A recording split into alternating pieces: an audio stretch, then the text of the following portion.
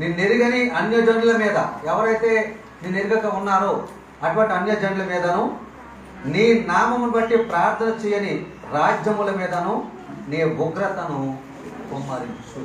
రాజ్యములు, మన కుటుంబం మనకు రాజ్యం, లేకపోతే హైదరాబాద్ పట్టణం ఒక రాజ్యం అనుకోండి, లేదా మన ఇండియా ఒక రాజ్యం. ప్రార్థన చేయకపోతే దాని మీద దేవుని ఉగ్రత కుమ్మరించబడుతుంది. నిన్నెరుగని వారు, నిన్నెరుగని అన్యజనులు, ఎరగని వారు ఎవరు లేరు, అందరూ తెలుసు యేసుప్రభు అంటే. కానీ యేసుప్రభు సన్నిధికి రారు, యేసుప్రభు దేవుడిగా కొంతమంది అంగీకరించారు, కానీ అందరూ తెలుసు. కాబట్టి సృష్టించిన సృష్టికర్తను పూజించరు కానీ, ప్రార్థించరు కానీ, సృష్టించిన దేవుడు సృష్టిని మాత్రం పూజించేవారుగా ఉంటూ ఉన్నారు చాలా మంది అని మనం గమనించవలసిన వారమై ఉన్నాం. కాబట్టి ప్రార్థన చేసిన వారి మీద ఏమన్నాడు? నీ యొక్క రాజ్యం, నీ ఉగ్రతను కుమ్మరించమన్నాడు. ఉగ్రతను కుమ్మరించమన్నాడు. అయితే ప్రార్థన చేసే వాళ్ళకి వచ్చే మేలు ఏంటి ఒకసారి మనము ఆలోచన చేద్దాం. ఇక్కడ కీర్తనకారుడు అంటున్నాడు, నీ ఉగ్రత కుమ్మరించు అంటున్నాడు. ఎవరెవరి మీద కుమ్మరించమంటున్నాడు అంటే, నిన్నెరుగని అన్యజనుల మీదను, నీ నామం బట్టి ప్రార్థించని వారి మీదను నీ ఉగ్రతను కుమ్మరించమంటున్నాడు. మరి ప్రార్థించే వారికి కలిగే మేలు ఏంటి అనేవి కొన్ని మాటలు నేను ఈరోజు మీకు చెప్పాలని ఆశపడుతున్నాను. ఇర్మియా ప్రవక్త ద్వారా దేవుడు ఇలా మాట్లాడుతున్నాడు. ఇర్మియా ప్రవక్త ద్వారా ఇలా మాట్లాడుతున్నాడు. 31వ అధ్యాయము 9వ వచనం నుంచి 14వ వచనం చదువుకుందాం. ఇర్మియా 31వ అధ్యాయము. వారు ఏడ్చుచు వచ్చిరి, వారు ఏడ్చుచు వచ్చెదరు, వారు నన్ను ప్రార్థించుచుండగా నేను వారిని నడిపించుదును. వారి తొట్టిల్లకుండా చక్కగా పో బాటను నీళ్ల కాలువల యొద్ద వారిని నడిపించును. ఇశ్రాయేలునకు నేను తండ్రిని కానా? ఎఫ్రాయిము నా జ్యేష్ఠ కుమారుడు కాడా? జనులారా, యెహోవా మాట వినుడి. దూరమైన ద్వీపములలోని వారికి దాన్ని ప్రకటించుడి. ఇశ్రాయేలును చెదరగొట్టినవాడు వాడిని సమకూర్చి గొర్రెల కాపరి తన మందను కాపాడని తెలియజేయడి. యెహోవా యాకోబు వంశస్థులను విమోచించున్నాడు. వారికంటే బలవంతుడైన వాడు వాని చేతిలో నుండి వాడిని విడిపించున్నాడు. వారు వచ్చి సియోను కొండ మీద ఉత్సాహధ్వని చేతులు, యెహోవా చే ఉపకారం బట్టి, గోధుమలను బట్టి, ద్రాక్షరసం బట్టి, తైలమును బట్టి, గొర్రెలకును పశువులకును పుట్టు పిల్లలను బట్టి సమూహములుగా వచ్చేది. వాటికి ఇంకెన్నటికి కృషింపక నీళ్లు పారు తోట వలె ఉందురు. వారి దుఃఖమును ప్రతిగా సంతోషమిచ్చి వారిని ఆదరించేది. విచారము కొట్టివేసి వారికి ఆనందం కలుగజేదును. కనుక కన్యకులను, యవనులను, వృద్ధులను కూడి నాట్యమందు సంతోషించదు. ప్రభుతో యాజకులను సంతోషపరచెదను. నా జనులు నా ఉపకారం తెలుసుకొని తృప్తి నొందుదురు. ఇదే యెహోవా వాక్కు. ఈ యొక్క ఎన్ని వచనాలు ఉన్నాయి? ఈ 6 వచనాల్లో 7 మాటలు మనం చూడవచ్చు అనమాట. 7 ఆశీర్వాదాలు కానీ లేకపోతే మేలులు కానీ మనం చూడొచ్చు. ఆ 7 ఏంటో మీకు చెప్తాను, జాగ్రత్తగా వినండి, జాగ్రత్తగా వినండి. మనం దేవుణ్ణి ప్రార్థించినప్పుడు మాత్రమే ఈ మేలులు మనకు కలుగుతాయి. ప్రార్థించినప్పుడు ఆయన ఉగ్రత మన మీదకి వస్తుంది. ఇలా క్లియర్గా మనం చూసాం. 79వ కీర్తన 6వ వచనంలో కీర్తనకారుడు చెప్పినటువంటి మాట మనం చూసాం. నిన్ను ఎరుగని అన్య జనుల మీదను, నిన్ను గూర్చి నీ నామం బట్టి ప్రార్థించని దేశముల మీదను నీ ఉగ్రత కుమ్మరించుమంటాడు. కొన్ని సందర్భాలలో మన పట్ల కూడా కొన్ని కార్యాలు కలగకపోవడానికి గల కారణం ఏంటంటే సరైన ప్రార్థన మన జీవితంలో లేకపోవటమేనని గమనించవలసిన వారమై ఉన్నామని దేవుడు మనతో మాట్లాడుతున్నాడు. సరైన ప్రార్థన లేకపోవటమని మనం గమనించవలసిన వారమై ఉన్నాం. కాబట్టి ఇక మీదటైనా ఈ వాక్యం విన్న తర్వాత ప్రార్థన చేస్తే ఎన్ని మేలు ఉన్నాయో, ప్రార్థన చేస్తే ఎన్ని ఆశీర్వాదాలు ఉన్నాయో మీకు తెలుసు. కాబట్టి జరిగిపోయిన కాలమే చాలు. ఇంతవరకు మనం లోకంలో తిరగడానికి జరిగిపోయిన కాలమే చాలు. కనుక ఇప్పుడు చాలా జాగ్రత్తగా మనం వింటూ ప్రార్థనలో ముందు సాగేవారిగా ఉందాం. కనీసం మరి గంటన్నర లేదా గంట సేపు అయినా దేవునికి మనము సమయాన్ని ఇచ్చే వారిగా ఉండాలని దేవుడు మనతో మాట్లాడుతున్నాడు. మొదటి మేలు చూద్దాం, 9వ వచనం చదువుకుందాం. మొదటి మేలు చూద్దాం. వారు ఏడ్చుచూ వచ్చేదరు, వారు నన్ను ప్రార్థించగా నేను వారిని నడిపించుదును. వారు తొట్టిల్లకుండా చక్కగా పో బాటను నీళ్ల కాలువల వద్ద వారిని నడిపించును.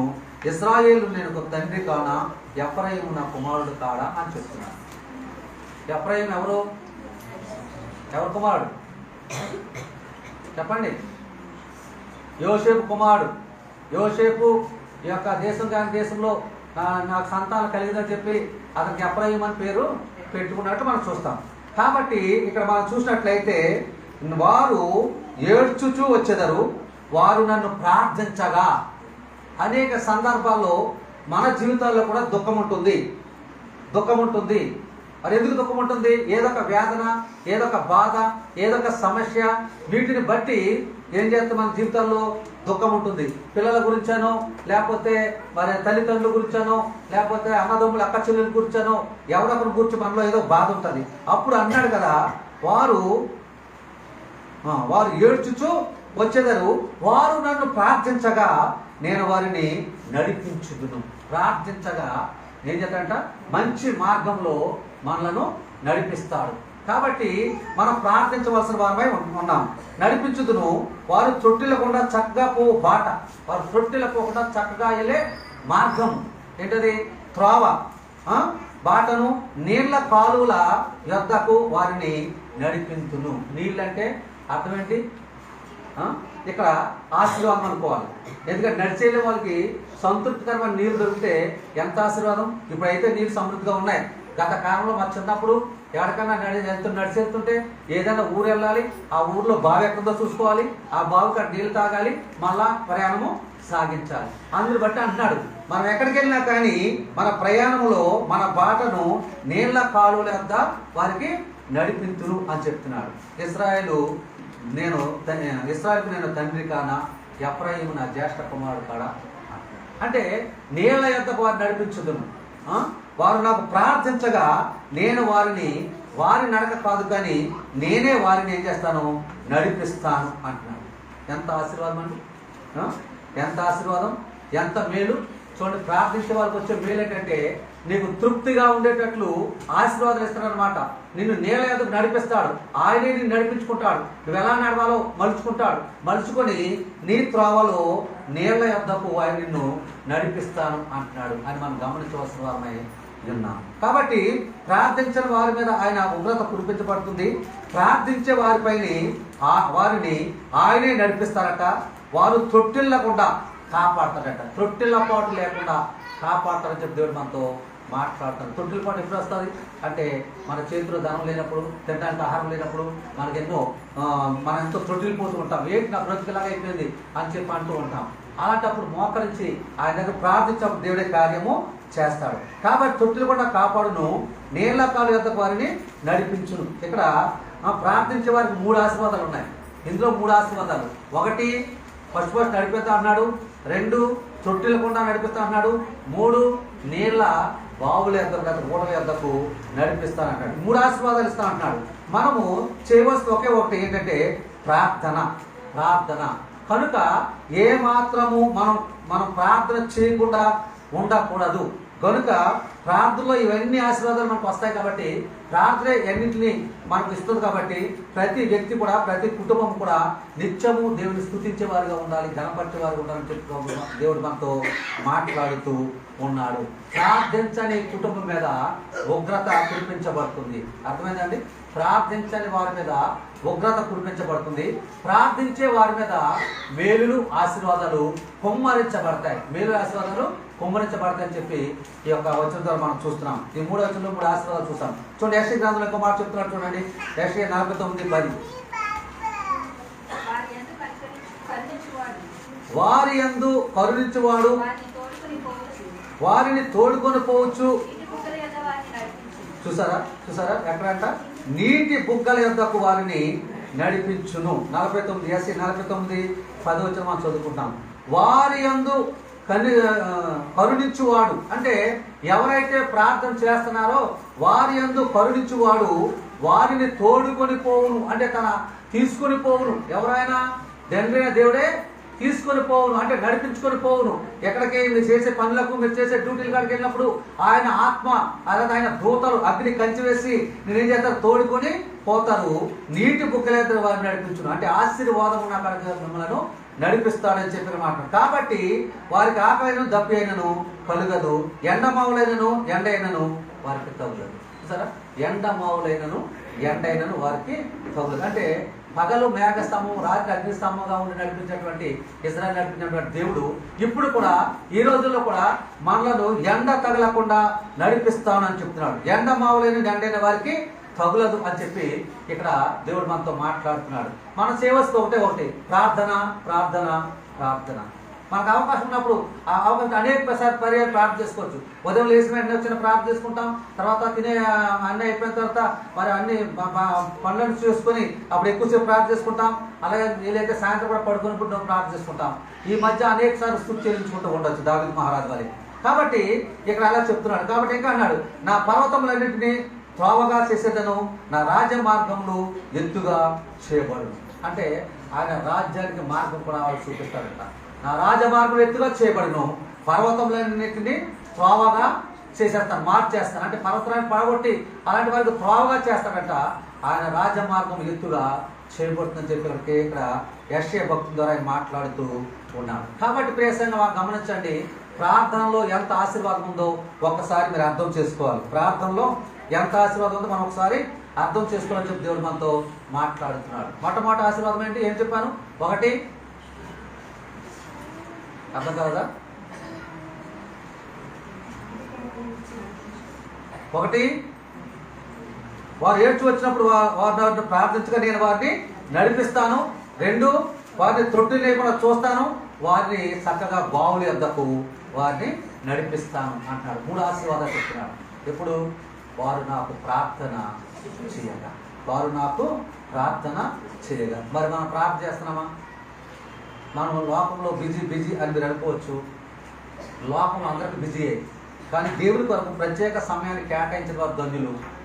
అలా ఏమీ కాకుండా లోకంలో ఆనందిస్తూ, లోకంలో సంతోషిస్తూ, లోకాశని బట్టి ఆనందిస్తూ ఉన్నటువంటి వారు మరి ఉగ్రతకు గురైపోతారని చెప్పి దేవుడు మనతో మాట్లాడుతున్నాడు. కాబట్టి క్రైస్తవ విశ్వాసి ప్రార్థించని దినము తన జీవితంలో ఉండకూడదు, తన జీవితంలో ఉండకూడదు. చంటిబిడ్డల తల్లు ఏంటి, మరి పిల్లలు పెద్దలు అయినప్పుడు ఏంటి, మరి మధ్య వయసులో వచ్చిన ఏంటి, వృద్ధులేంటి, ప్రతి ఒక్కరు ప్రార్థన చేయాలి. పిల్లలు మరి కొంచెం పడుకుంటారు కదా మధ్యాహ్నం సమయంలో, ఆ పడుకున్నప్పుడు అదే మంచం కట్టు మోకరించి ఆ పిల్లల భవిష్యత్తు కొరకు, నీ భర్త యొక్క వ్యాపారం ఉద్యోగం కొరకు, అలాగే నీ ఆరోగ్యం కొరకు, నీ అత్తమామల కొరకు, నీ తల్లిదండ్రుల కొరకు, అందరి కొరకు నువ్వు ప్రార్థన చేస్తావు. గంట ప్రార్థన చేయగలుగుతావు, గంట ప్రార్థన చేయగలుగుతావు. నువ్వు చేయడం మొదలుపెట్టు.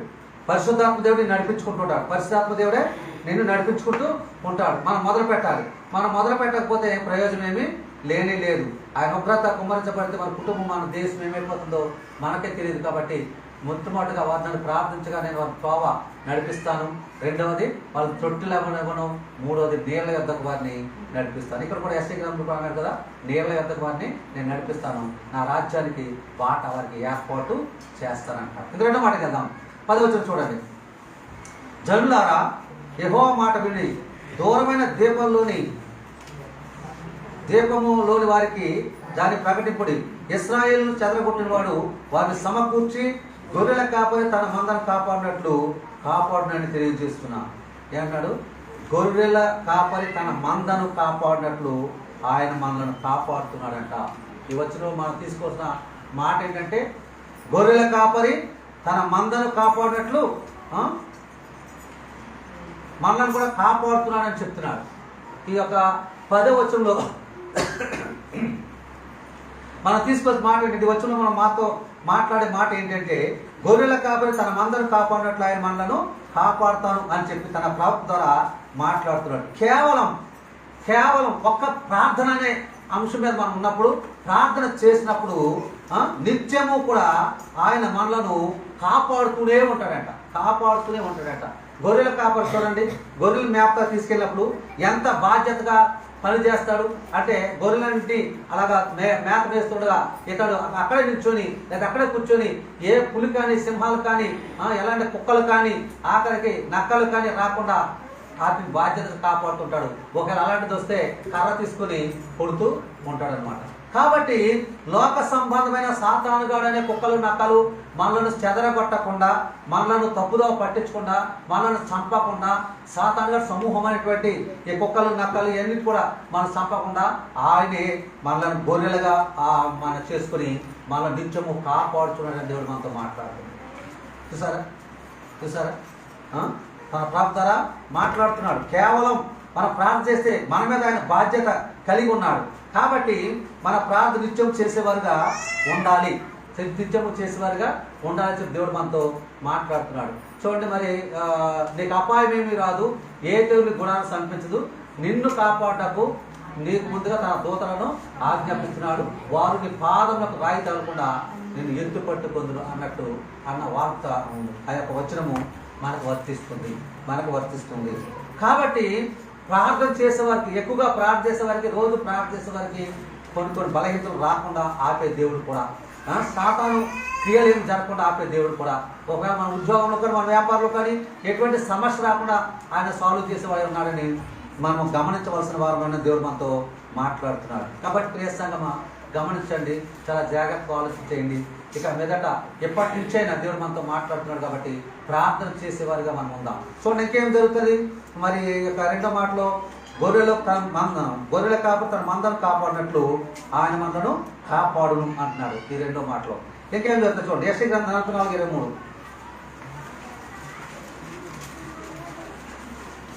44:23 యెహోవా ఆ కార్యమును సమాప్తి చేసి ఉన్నాడు. 44:23b సగం చదువు నేను. పర్వతములారా అరణ్యమా అందులోని ప్రతి వృక్షమా సంకీర్తనార్థం చేయుడి.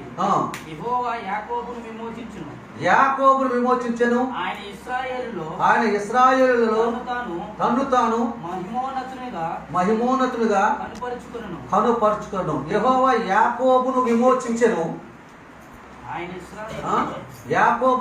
విమోచించెను, ఇశ్రాయేలులో తన్ను తాను మహిమోన్నతునిగా కనుపరచుకునేను. ఇది మనకు వర్తిస్తుంది. ఆ కాలం నాటికి ఈ వాక్యం అర్థం ఏంటంటే, అంటే ఆనాడు ఇశ్రాయేలు విమోచించాడు, వారిలో తన్ను తాను గనుడిగా కనపరుచుకున్నారు అన్నారు. ఇప్పుడు క్రైస్తవమైన మనలను విమోచించేవాడు ఆయనే. దేవునికి స్తోత్రం. విమోచన దినం ఒకటి ఉంది. ఆ దినమున ఆయన లోకానికి వచ్చినప్పుడు మనల్ని విమోచించుకునేవాడు ఆయనే. ఎవరిని విమోచించుకుంటాడు అంటే నిత్యము ఆయన సన్నిధిని ప్రార్థించిన వారిని మాత్రమే విమోచించుకుంటాడు. వారికే తన్ను తాను ఏం చేస్తాడంట, మహిమపరుచుకుంటాడు. వారి పట్ల తన్ను తాను మహిమోన్నతునిగా కనుపరుచుకుంటాడు అని చెప్తున్నాడు. చూసారా, ఏది అవకాశం ఎవరు దొరుకుతుంది?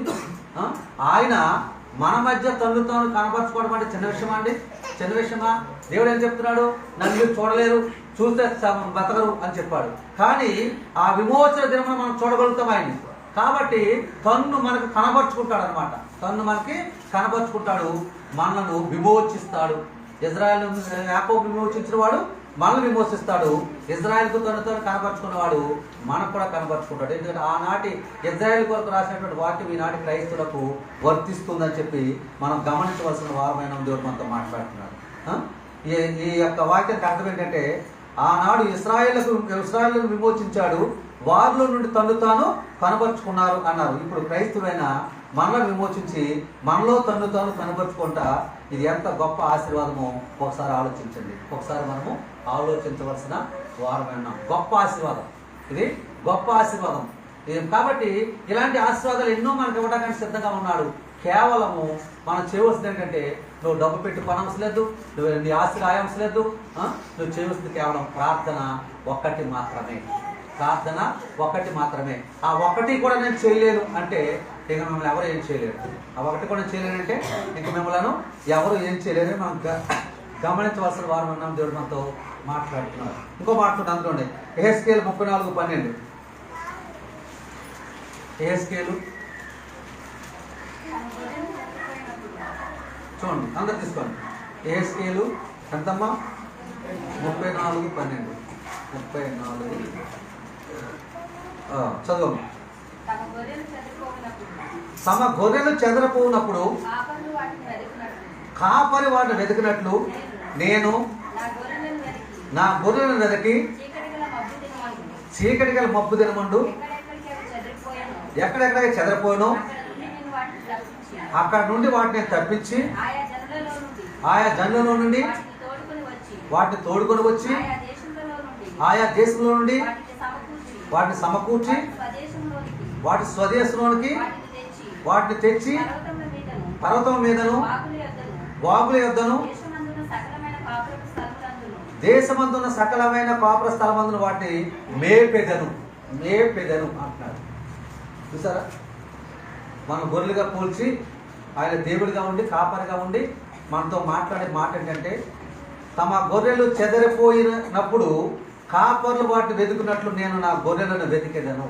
అంటే ఆయన యందు ఎవరైతే విశ్వాసము భక్తి కలిగి ఉంటారో, ప్రార్థన చేసేవారిగా ఉంటారో వారినంటే ఆయన వెతుకుతాడు. వెతికి తన విమోచన దినమందు అలాంటి వారిని వెతుక్కొని అలాంటి వారి పైకి తీసుకుపోతాడు. అలాంటి వారి పైకి తీసుకుపోయేవాడిగా ఉన్నాడు. వాటిని వెతుకున్నట్లు నేను నా గొర్రెలను వెతకి చీకటి గల మబ్బు దినమందు ఎక్కడెక్కడ చెదిరిపోయానో అక్కడ నుండి నేను వాటిని తప్పిస్తాను. చూసారా, మబ్బు దినమందు చీకటి సమయంలో అవి ఎక్కడెక్కడికి పారిపోయినాయో వాటిని వెతికి ఏం చేస్తారంట, వాటిని తప్పించి అతను తీసుకొని వస్తాడంట. ఎంత గొప్ప దేవుడు ఒకసారి ఆలోచన చేయండి. ఎందుకు? కేవలము నీ స్తుతి ఆయనకి కావాలి, నీ స్తుతి ధూపమైన కావాలి. ఆయన నుండి ఏమి కోరుకోవట్లేదు, ధర్మం కోరుకోవట్లేదు, వెండి బంగారం కోరుకోవట్లేదు. కానీ ఆనాడు ఇజ్రాయేలీలు ఎలాగైతే బలిపీఠం దగ్గర దహన బలులు అర్పిస్తే అది సువాసనగా ఆయన వద్దకు చేరేదో, ఇప్పుడు మనం చేసే ప్రార్థన ఒక బలిగా ఆయన చెంతకు సువాసనగా చేరతాడు. కాబట్టి ఆ ప్రార్థన బలి నీ నుంచి కోరుకుంటున్నాడు. ఎవరైతే ప్రార్థన ధూపము వేస్తారో వారిని మాత్రమే చీకటి గల మబ్బు గల స్థలములోంచి ఏం చేస్తారంట, వాటిని తప్పించి ఆయా జన్మల నుండి వాటిని తోడుకొని వచ్చి ఆయా దేశం నుండి వాటిని సమకూర్చి వాటి స్వదేశంలోనికి వాటిని తెస్తాను అంట. స్వదేశంలోనికి వాటిని తెస్తాను. చూసారా ఎంత బాధ్యత కలిగి ఉన్నాడండి దేవుడు. క్రైస్తవుల పట్ల, విశ్వాసి పట్ల ఎంత బాధ్యత కలిగి ఉన్నాడో ఒకసారి మనం ఆలోచించితే మనము దేవుని పట్ల ఎంత బాధ్యత కలిగి ఉన్నామో మనకు అర్థమవుతుంది. మనం దేవుని పట్ల ఏమాత్రం బాధ్యత కలిగి ఉంటున్నామో ఒకసారి మనం అర్థం చేసుకోవాలి. ఆయన అంటాడు, ఆయన ఇన్ని మాట చెప్తున్నాడు కదా, ఎంత బాధ్యతగా వాటిని తోడుకొని వస్తాను, చీకటి ఉన్న స్థలాల్లో ఉన్న మబ్బు కాసిన స్థలాల్లో నేను తెచ్చేస్తాను, వారిని అందరిని తెచ్చేసి వారి స్వదేశాన్ని పంపిస్తాను అని చెప్పి ఎంత బాధ్యతగా ఆయన మన మీద కలిగి ఉంటే మనం ఎంత బాధ్యత కలిగి ఉంటున్నాము దేవుడి మీద ఒకసారి ఆలోచన చేయాలి. ఆయన నుంచి మన నుంచి కోరుకునేది ధనధాన్యాలు ఏమి కోరుకోవట్లేదు, వెండి బంగారం ఏమి కోరుకోవట్లేదు. ఆయన ఒకటే కోరుకునేది నీ నుంచి ఆయనకు మహిమ కలిగేటట్లు ధూపము వేయమని కోరుకుంటున్నాడు. ఏం చేయమని కోరుకుంటున్నాడు? ధూపము వేయమని కోరుకుంటున్నాడు. మరి చేస్తున్నామా?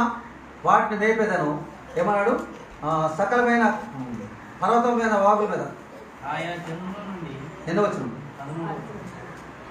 ఆయా జనుల్లో నుండి వాటిని తోడుకుని వచ్చి ఆయా దేశంలో నుండి వాటిని సమకూర్చి వాటి స్వదేశంలోనికి వాటిని తెచ్చి పర్వతం మీదను వాగుల యొద్దను దేశమందున్న సకలమైన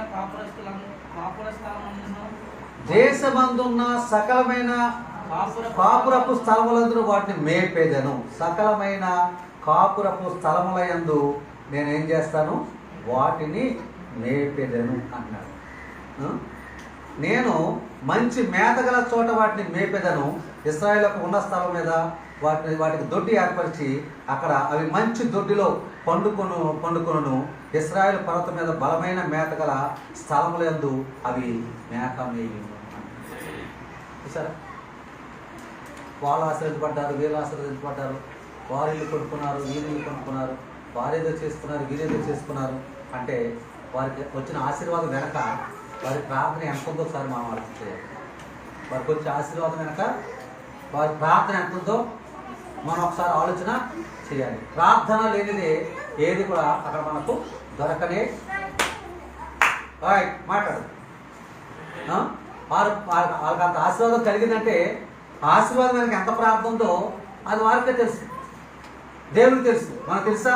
మనం ఏమనుకుంటామంటే వాళ్ళు బాగా ఆశ్రయించబడ్డారు, కొన్ని సంవత్సరాలకు ఏమీ లేదు, ఇప్పుడు ఇల్లు కొనుక్కున్నారు, లేదా పిల్లలు పెళ్ళిళ్ళు చేశారు, లేదా అది కొనుక్కున్నారు ఇది కొనుక్కున్నారు అని చెప్తుంటాం.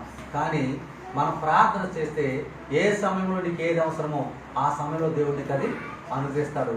తన చిత్త ప్రకారం నడిపించుకుంటాడు, తన చిత్త ప్రకారం నడిపించుకుంటాడు, చిక్కుడు రాకుండా చూస్తాడు, నిన్ను నీటి ఊటల దగ్గర ఉంచుతాడు అని చెప్పి ఇక్కడ మనకి దేవుడు మనతో మాట్లాడుతున్నాడు. ఈ యొక్క రెండవ ఆశీర్వాదం, రెండవ మేలులో ఏం చూసాం? మనము ఏం చూసాం? చదవండి. నిన్న వచ్చినాము 10 వచ్చింది కదా, 10 వచ్చి ఏం చెప్పారు మీకు? 10 వచ్చి ఏం చెప్పాను? గొర్రెల కాపరి తన మందను కాపాడినట్లు ఆయన మనలను ఏం చేస్తున్నాడు? కాపాడుచున్నాడు అని చెప్పి దాంట్లో అనేక విషయాలు యెషయా గ్రంథం నుంచి, యెహెజ్కేలు గ్రంథం నుంచి దేవుడు మనతో మాట్లాడాడు. లేకపోతే 3వ దానికి పోదాం. 11 వచ్చిన చదవండి. 11 వచ్చిన చదవండి. యెహోవా యాకోబు వంశస్థులను విమోచించుతున్నాడు, వారికంటే బలవంతులైన వారి చేతుల నుండి వారిని విడిపించుచున్నాడు. యాకోబు వంశస్థులను విమోచించుతున్నాడు, వారికంటే బలవంతులైన వారి చేతుల నుండి వారిని విడిపిస్తున్నాడు. ఆ రోజుల్లో మరి ఆ యొక్క యాకోబు మరి ఇశ్రాయేలుగా మారి ఆ తర్వాత మరి కానానికి వస్తున్న సందర్భంలో అనేక మంది బలవంతులైన రాజులు వారిని ఎదుర్కొన్నప్పుడు వారి నుంచి విజయం పొందాడు. ఎవరి ద్వారా అంటే దేవుని ద్వారానే విజయం పొందాడు. అక్కడ ఇప్పుడు మనలను కూడా యెహోవా ఆనాడు యాకోబు వంశంలో విమోచించి వారికంటే బలవంతులైన వారి చేతుల నుంచి వారిని విడిపించాడు. ఈనాడు మనలను క్రైస్తవులను విమోచించి ఏం చేశాడు? మనలను విమోచించాడు. విమోచించడం అంటే రక్షణ ఇచ్చాడు. రక్షణ ఇవ్వకపోతే మనకి కూర్చోం.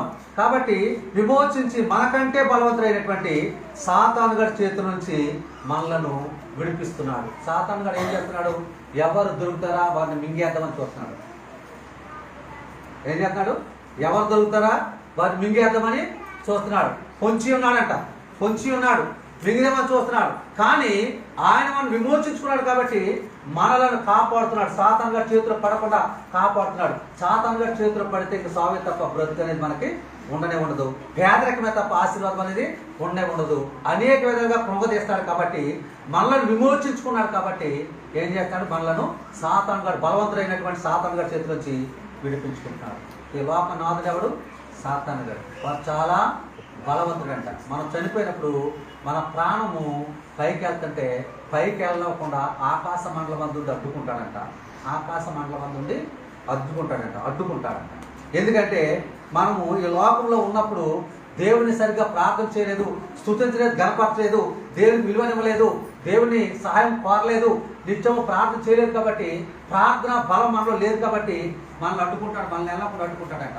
అదే ప్రార్థన పరలేనటువంటి వారైతే వారి దగ్గర రావడానికి వాడికి కాలిపోతారు. కాబట్టి వారి దగ్గరికి రాడు. వారు ఆటోమేటిక్గా ఆకాశ మండలం పైకి వెళ్ళిపోయి మరి మధ్యాకాశం ఉన్నటువంటి ప్రదేశకి వెళ్ళిపోతుంటారు.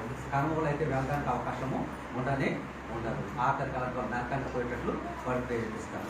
కాబట్టి మనం విమోచించి మనకంటే బలవంతుడైన సాతాను గారి చేతుల నుంచి మనను ఏం చేస్తాడైనా విడిపిస్తూ ఉన్నాడని ఇక్కడ మనం చూస్తూ ఉన్నాం. మనల్ని విడిపిస్తూ ఉన్నాడని ఇక్కడ మనం చూస్తున్నాం. కాబట్టి ఆనాడు యాకోబు వంశస్థులను విమోచించి వారికంటే బలవంతుడైన వారి చేతిలో నుండి రాట్లేదా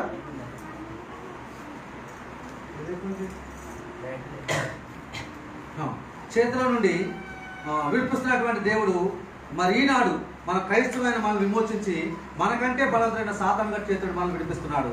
మరి ఎవరిని అంటే ప్రార్థన చేస్తున్నటువంటి వారు విడిపిస్తున్నాడు. ప్రార్థన చేయనటువంటి వారి జోలికైనా ఎంత మాత్రము పోనేపోడని మనం గమనించాలి. ఇంకో మాట చదవండి. చూడండి, యెషయా గ్రంథము 48:20. యెషయా గ్రంథము 48వ అధ్యాయము 20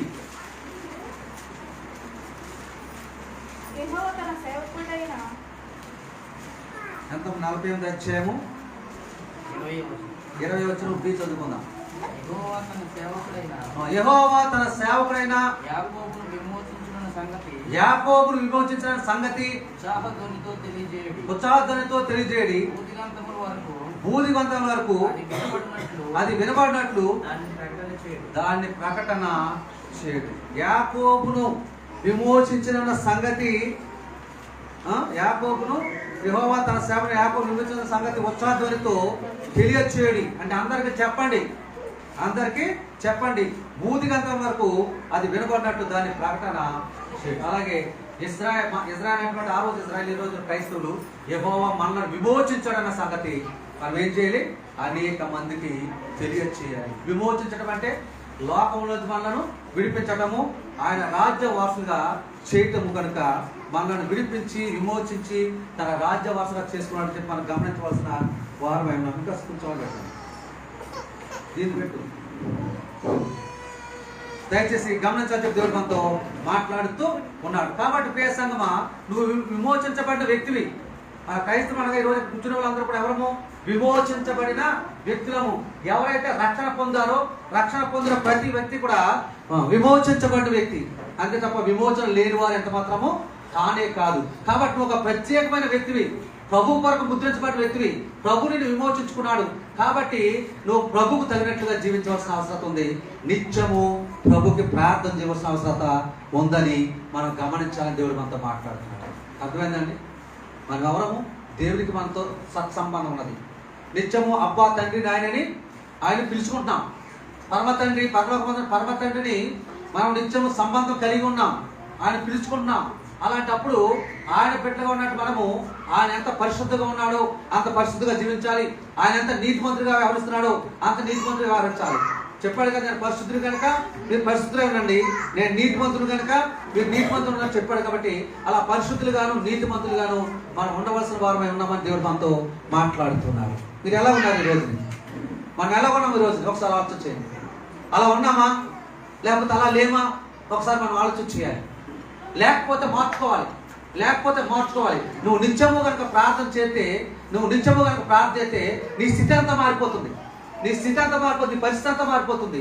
ఇక ఎంతసేపు దేవుడు అన్నట్టుగానే నువ్వు ఉంటావు, దేవుడిలోనే ఉంటావు, దేవుని ఆశీర్వాదాలు పొందుకుంటావు. నీతో పాటు నీ కుటుంబంతో కూడా ఆశీర్వాదాలు పొందుకునే అవకాశం ఉంది. నీ తర్వాత నీ పిల్లలు కూడా నువ్వు చూడవచ్చు. దేవుడికి మనతో మాట్లాడుతూ ఉన్నాడు. కాబట్టి యాకోబును విమోచించిన సంగతి ఏం చేయమంటాడు? ఉత్సాహధ్వనితో తెలియచేయండి. అది యాకోబును తీసాక క్రైస్తవులు లేదా నన్ను విమోచించిన సంగతిని ఏం చేయాలి? ఉత్సాహధ్వనితో అనేక మందితో చెప్పాలి. అది కూడా ఒక సువార్తే.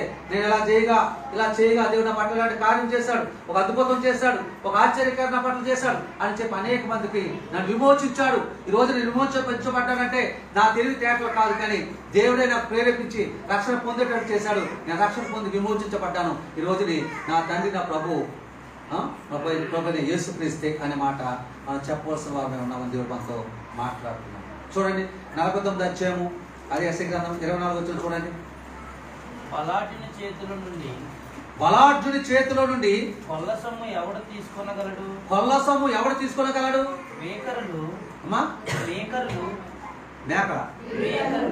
భీకరుడు చెరపట్టిన వారు విడిపింపబడుదురా? యెహోవా ఎలాగు సెలవిచ్చున్నాడు. బలాఢ్యులు చెరపట్టిన వారు సైతము విడిపింపబడుదురు. ఆమేన్. చూసారా? 24 చూడండి. బలాఢ్యు చేతి నుంచి కొల్ల సొమ్ము ఎవడు తీసుకొనగలడు? నువ్వు ఎవరికో 10 లక్షలు ఇచ్చావు, ఏ ఇంటి తాళం కోసమో దేనికోసమో దానికోసం ఇచ్చావు. వాడు ఏం చేశాడు? బ్రోకరో లేకపోతే ఇంకోడు వాడు ఏం చేశాడు? ఆ సంస్థలను చెప్పి నీకు మోసం చేసి ఇవ్వలేదు. ఆ దగ్గర డబ్బు నువ్వు లాక్కోగలదువా? చెప్పండి, మీరు లాక్కోగలదురా? 10 లక్షలు మీరు తిరిగి తీసుకోగలరా? దేవుడు మాట్లాడుతున్నాడు. బలాఢ్యు చేతుల నుండి కొల్ల సొమ్ము ఎవరు తీసుకోగలరు?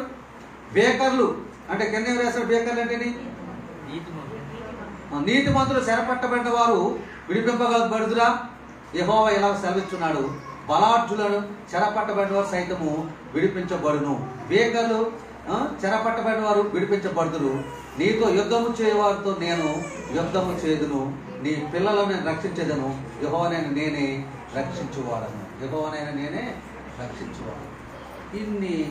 ఇన్ని దీవులు ఉన్నాయి, ఇన్ని ఆశీర్వాదాలు ఉన్నాయి, ఇన్ని మేళ్ళు ఉన్నాయి. కానీ ఎందుకు మనం ప్రార్థన చేయలేకపోతున్నాం? ఒక గంట కూర్చొని ప్రార్థన చేయలేకపోవడం గల కారణం ఏంటి? అందుకే నీ మీదకి రావాల్సిన ఆశీర్వాదాలు రావట్లేదు, నీకు రావాల్సిన దీవెన రావట్లేదు. కాబట్టి కొన్ని కొన్ని సందర్భాల్లో మనం బలహీనపడుతున్నామని చెప్పి దేవుడు మనతో మాట్లాడుతున్నాడు. మూడో మాటలు ఏం చూసాము? మూడో మాటలు ఏం చూసాం? విమోచించబడుదురు అనే మాట మనము చూసాం. మొదటి మాటలో 3 ఆశీర్వాదాలు చూసాం. చదవండి, ఏం చూసాం? మొదటి మాటలో నడిపిస్తాను, తొట్టిలు గుండా కాపాడుతాను, వారిని నీటి ఓట వద్దకు నడిపిస్తాను. రెండో మాటలు ఏం చూసాం? గొర్రెల కాపరి మా గొర్రెలను సమకూర్చినట్లు లేదా కాపాడినట్లు మేము నిన్ను కాపాడతాం. మూడో మాటలు ఏం చూసాం? నీవు విమోచించబడదు, నిన్ను నేను రక్షిస్తాను అన్నట్టు చూసాం. నాలుగో మాటలకు వెళ్దాం. 12 వచ్చిన చదవండి. వారు వచ్చి సియోను కొండ మీద ఉత్సాహధ్వని చేతులు, యెహోవా చేయు ఉపకారాలన్నిటి బట్టి, గోధుమలను బట్టి, ద్రాక్షరసం బట్టి, తైలమును బట్టి, గొర్రెలకును పశువులకును పుట్టు పిల్లను బట్టి సమూహంగా వచ్చేదారు. వారెన్నటికి కృషింపక నీరు పారు తోట వలె ఉందురు. ఎవరైతే ప్రార్థన చేస్తున్నారో వారు ఎన్నటికీ కృషించక నీరు పారే తోట వలె ఉంటారని చెప్తున్నాడు. రాసుకోండి అక్క. ఎన్నో మాట ఇది?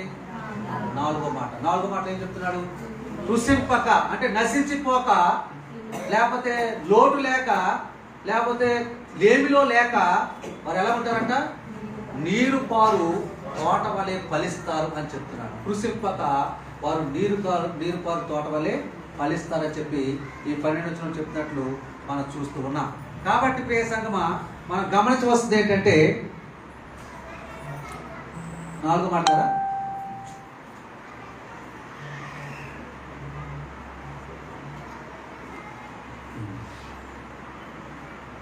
వారు ఎన్నటికి కృషింపక నీరు పారు తోట వలె ఉందరు అంటున్నారు. అంటే నానాటికి అభివృద్ధి పొందుతారు, ఆశీర్వాదంలోను మేలులోను మరి కిందకి దిగజారిపోక అంతకంతకు ఆశీర్వదించబడుతూనే ఉంటారని అర్థం. అలాగే మనము మన తరువాత మన పిల్లల తర్వాత వారి పిల్లలు, అలాగే తరతరాలు ఆశీర్వదించబడుతూనే ఉంటారని అర్థం. ఎప్పుడు అంటే నువ్వు ప్రార్థన చేసినప్పుడు. దయచేసి గమనించండి ప్రియ సంగమా, ప్రియ సంఘ బిడ్డలారా, మీరు గమనించవలసింది ఏంటంటే ప్రార్థన శక్తి ఉంది. నేను డ్యూటీకి వెళ్తాను పాస్టర్ గారు, పొద్దున్న సాయంత్రం దాకా డ్యూటీ చేస్తున్నాను, ఎక్కడ చేయగలను అంటున్నావేమో. సాయంత్రం దాకా డ్యూటీ వచ్చిన తర్వాత నువ్వు ఎన్నింటి పడుకుంటావు? మీరు ఎన్నింటి పడుకుంటారు చెప్పాలి. మీరు మంచం ఎక్కే టైం ఎన్ని గంటలకి చెప్పండి. 7 గంటలకు పడుకునే వాళ్ళు ఎంతమంది ఉన్నారు? 7 గంటలకు మంచం ఎక్కే వాళ్ళు ఎంతమంది ఉన్నారు? 8 గంటలకు ఎక్కే వాళ్ళు ఎంతమంది ఉన్నారు? 8 గంటలకు. అందరూ ఇంచుమించు 10 గంటలకే మంచం ఎక్కుతారు. 10 గంటలకు ఎక్కుతారు కదా. మరి 5కి డ్యూటీ వచ్చేస్తున్నావు కదా, 7 దాకా పనులు చేసుకుంటున్నావు కదా, లేదా 8 దాకా పనులు చేసుకుంటున్నావు కదా. 8 నుంచి 9 గంటల దాకా ఒక గంట ప్రార్థన అయితే ఏమైంది? ఆ ప్రార్థన చేయగానే ఆ టీవీ కాడ ఆ సెల్ ఫోన్ పెట్టుకొని ఆ సీరియళ్ళు అవి ఆ నవ్వులు ఎకలు పక్కపక్కలు అన్నీ చూస్తావు, కానీ దేవుడు మాత్రమే ప్రార్థన చేయు. అప్పుడు నీకు ఆశీర్వాదం ఎలా వస్తుందో ఒకసారి నువ్వు ఆలోచించేది. సెల్ ఫోన్ పెట్టుకుంటే టైం ఎంత పడుతుందో మీకే తెలియదు కదా. 11 అవుతుందా 12 అవుతుందా మీకే తెలియదు. అలా దానికోసం అంత టైం స్పెండ్ చేసినప్పుడు కనీసం దేవుడి కోసము 1 గంట సమయము నువ్వు స్పెండ్ చేయలేవా? దేవుడికి ఇవ్వలేవా? దేవుడికి ప్రార్థించలేవా? అందుకే ఆశీర్వాదం రావట్లేదు, అందుకే మేలు కలగట్లేదు అని దేవుడు మనతో మాట్లాడుతూ ఉన్నాడు. నా సొంత మాటలే మీకు చెప్పట్లేదమ్మా, పరిశుద్ధ గ్రంథంలో మాటలే నేను మీకు చెబుతున్నాను. కాబట్టి ఎప్పుడు అంటే నీవు నిత్యము ప్రార్థన చేసినప్పుడు ఈ వచనం ఇది మనకున్నటువంటి ఈ యొక్క 12 వచనంలో ఉన్నటువంటి మాట, ఏ మాట చెప్పారు అందులో? 12 ఏమాట చెప్పారు? వారు కృషింపక, అది కావాలి మనకి. కృషింపక అంటే నశించిపోక నీళ్లు పారు తోట వలె. అంటే నీళ్లు పారుతున్న తోట ఎలా ఉంటుంది? పచ్చగా ఉంటుంది, కాపు బాగా కాస్తుంది, అలాగ ఉంటుందని చెప్పి దేవుడు మనతో మాట్లాడుతున్నాడు. చూడండి, మరి మాట చూడండి, యెషయా గ్రంథం 35:9 చూడండి. యెషయా గ్రంథము 35:9.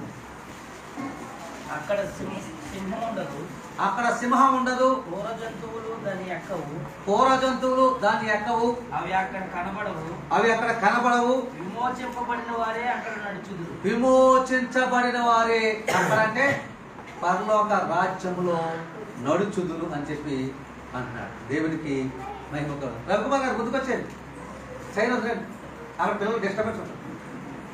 చైర్ ఉందండి, చైర్ ఉంది, చక్కన వాళ్ళు మాట్లాడుతుంటే చూసారా.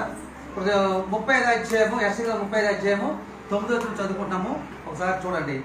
అక్కడ సింహం ఉండదు, క్రూర జంతువులు ఉండవు, దాని ఎక్కవు, అవి అక్కడ కనబడవు, విమోచించబడిన వారే అక్కడ నడుతురు, యెహోవా విమోచించబడిన వారు పాటలు పాడుతూ తిరిగి సీయోనుకు వచ్చేది. వారి తలల మీద నిత్యానందం ఉండును, వారి ఆనంద సంతోషం గల వారే వచ్చేదారు, దుఃఖము నిట్టూర్పు ఎగిరిపోవు.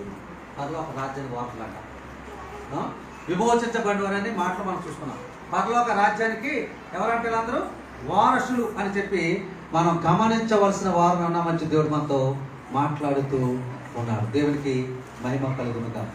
చూసారా ప్రియ సంగమా, ఎంత ఆశీర్వాదం ఉంది. ఒకటే మనం చేయవలసింది, అనేకమైన టెన్షన్ మనం పెట్టలేదు, ప్రార్థించండి అంతే. ప్రార్థన చేయవారికి ఈ ఆశీర్వాదాలన్నీ వస్తాయని చెప్తున్నాడు. మరి ప్రార్థన చేయకపోతే ఏమి పొందుకోలేము. ప్రార్థన చేయవారి మీద ఏమవుతుంది? వారి యొక్క ఉగ్రత కుమ్మరించబడుతుంది. ప్రార్థన చేసే వారికి ఈ యొక్క రాయితీలన్నీ కూడా కలుగుతాయని చెప్పి దేవుడు మనతో మాట్లాడుతున్నాడు. మరి నమ్ముతారా అమ్మా? ఇందులో మనం తీసుకోవాల్సిన మాట ఏంటి? కృషించక విమోచించబడుతుంది. నీరు పారు తోట వలె ఉంటారు, కృషింపక నీళ్లు పారు తోట వలె ఉంటారు. ఈ ఆనందము నీ కుటుంబానికి కావాలా? ప్రతి దినం కూడా బాధ్యతగా ప్రార్థన చేయి. ప్రార్థన ద్వారానే దీన్ని పొందుకోగలం తప్ప మరో విధముగా ఏమాత్రము పొందుకోలేమని దేవుడు మనతో మాట్లాడుతున్నాడు. కొన్నాళ్ళకి ఇలాంటి సంఘాలు కనబడకపోవచ్చు, పరిశుద్ధ గ్రంథాలు కూడా దొరకకపోవచ్చు. అప్పుడు నువ్వు ప్రార్థిద్దామన్న అవకాశం ఉండదు, నీకు చదువుదామన్న పరిశుద్ధ గ్రంథము చేతిలో ఉండదు. దయచేసి గమనించాల్సిన ప్రభు నామములో మనం చేస్తే సమయం ఉండగానే ఇల్లు చక్కబెట్టుకోమన్నట్టు, అంటే పదవరా చేరేటట్లు నువ్వు ప్రయత్నం చేయి. ఆ ప్రయత్నం ప్రార్థన ద్వారా సఫలమవుతుంది. ప్రార్థన కాకుండా ఏది కూడా సఫలము కాదని చెప్పి దేవుడు మనతో మాట్లాడుతున్నాడు. చూడండి, యెషయా గ్రంథము 51:11 చదవండి. యెషయా గ్రంథము 51:11 4వ పాయింట్ కదా ఇది. యెహోవా విమోచించిన వారు సంగీత నాదముతో సియోనుకు తిరిగి వచ్చేదారు. యెహోవా విమోచించిన వారు ఏమంటారంట? సంగీత నాదముతో. యెహోవా విమోచించిన వారు సంగీత నాదముతో సియోనుకు తిరిగి వచ్చేదారు అంటారు. సంగీత నాదముతో స్తోత్ర సంకీర్తనతో నీ గొప్ప కీర్తం పాడనా. వచ్చారు కన్నా అమ్మా? వచ్చా? పాడు, అందరు పాడ. సంగీత నాదముతో స్తోత్ర సంకీర్తనతో నీ గొప్ప కీర్తం పాడనా, నీ గొప్ప కార్యం చూడనా. నా జీవితం మార్చిన యేసయ్యా, నీ రుణం తీర్చుట ఎప్పుడయ్యా. నా జీవితం మార్చిన యేసయ్యా, నీ రుణం తీర్చుట ఎప్పుడయ్యా. సంగీత నాదముతో స్తోత్ర సంకీర్తనతో నీ ప్రేమ గీతం పాడెనా, నీ గొప్ప కార్యం చాటెనా.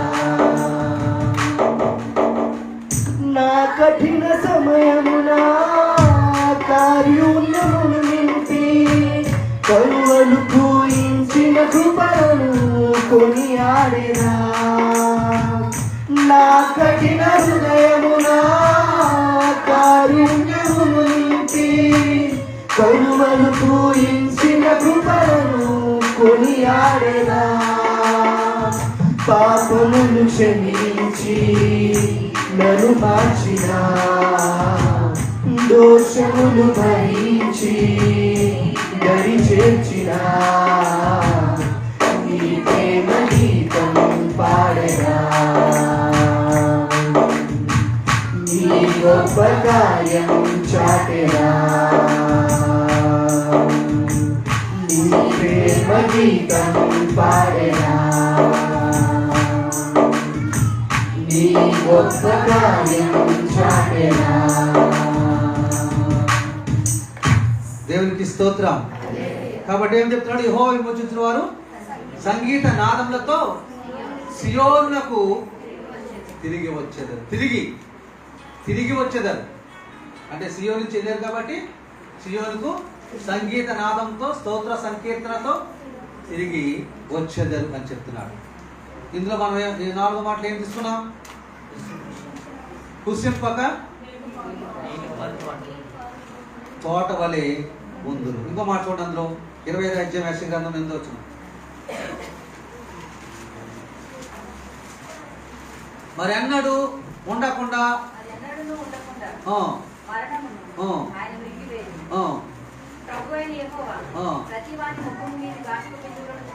ఆమె మరి అన్నాడు ఉండకుండా మరణము ఆయన మృంగివేయను. అంటే మరణం మన దగ్గర రాకుండా ఆయనే తీసివేస్తారంట. ప్రతి వాణి ప్రభువైన యెహోవా ప్రతి వాని ముఖం మీద బాష్ప బిందువులను తుడిచివేయను. చూసారా, నీ కన్నీరు అనేది నీకు ఉండదు, నీకు మరణం ఉండదు. నువ్వు హాయిగా దేవుని రాజ్యంలో జీవిస్తూ దేవుడు ఇక్కడ మనతో మాట్లాడుతున్నాడు. చూసారా, సింపుల్, చాలా ఈజీ. కానీ మనం దాన్ని పాటించం. ప్రార్థన చేయి, ప్రార్థన చేయి. చిన్న పెద్ద విషయాలు కూడా మరుగైపోతాయి. మాయం చేస్తాడు దేవుడు అని చెప్తుంటే ప్రార్థన చేయరు, ప్రార్థన సమయం ఎవరు. ప్రార్థన కంటే ఎక్కువగా మనం సెల్ ఫోన్ మీదే పడిపోతున్నాము. కాబట్టి కొన్ని ఆశీర్వాదాలు మనం పొందుకోలేకపోతున్నాం, కొన్ని మేలులు మన పట్ల జరుగుతులేదని మనం గమనించవలసిన వారమైన దేవుడు మనతో మాట్లాడుతున్నాం. మీకు ప్రతి మాటలోనూ ఒక పాయింట్ నుంచి చెప్తున్నాను, ఆ పాయింట్ని గుర్తుపెట్టుకోవాలి. 4వ మాటలో ఏం చెప్పాను? నశించక నీళ్లు పారు తోట వలె ఎవరు? ప్రార్థన చేయవారు. 5వ మాటకి వెళ్ళిపోదాం. ఇది అదే అధ్యాయము 13వ వచనం ఫస్ట్ మాట. 13వ వచనము, వారు దుఃఖమునకు ప్రతిగా సంతోషమిచ్చి సరిపోతుంది. వారి దుఃఖమును ప్రతిగా సంతోషమిచ్చి వారిని ఆదరించేదను. ఇక్కడ ఈ మాటలో ఏం చేస్తాడంటే మనలను ఆదరిస్తాడు. 2వది సంతోషమిస్తాడు. 3వది మనలను ఆదరిస్తాడు. ఒకరి తల్లి వాడిని ఆదరించినట్లు ఆయన మనలను ఆదరిస్తాడని చెప్పి మనం రాసుకోవాలి. సంతోషమిచ్చి ఒకరి తల్లి వారిని ఆదరించినట్లు ఆయన మనలను ఆదరిస్తాడు. ప్రార్థించుండగా వారి దుఃఖములకు ప్రతిగా సంతోషం ఇస్తాడంట, వారు ఆదరిస్తాడంటున్నాడు. ఈ లోకంలో ఎవరైనా అలాంటి ఆదరణ మనకు ఇవ్వగలరా? మన తల్లి తండ్రి మనకు ఆదరణ ఇవ్వగలరా? మన భార్య భర్త ఆదరణ ఇవ్వగలరా? లేకపోతే మన అక్క చెల్లి అన్నదమ్ములు ఆదరణ ఇవ్వగలరా? మన పిల్లలు మనకు ఆదరించగలరా అని ఒకసారి ఆలోచన చేస్తే ఎవరు ఇవ్వలేరు. కానీ మన ప్రభు అయినటువంటి యేసుక్రీస్తు మన జీవితంలో సంతోషం ఇచ్చి మనల్ని ఆదరించి మనల్ని కాపాడుతానని చెప్పి అని మాట్లాడుతున్నాడు. ఎప్పుడు అంటే మాట్లాడండి, ప్రార్థన చేసినప్పుడు మాత్రమే. ప్రార్థన ఎంత ప్రత్యేకమైనది ఒకసారి ఆలోచన చేయండి. ప్రార్థనకి ఎంత విలువ ఉందో ఆలోచన చేయండి. ప్రార్థన మీరు అనుకోవచ్చు, కానీ ప్రార్థన ఆయనకు ధూపము.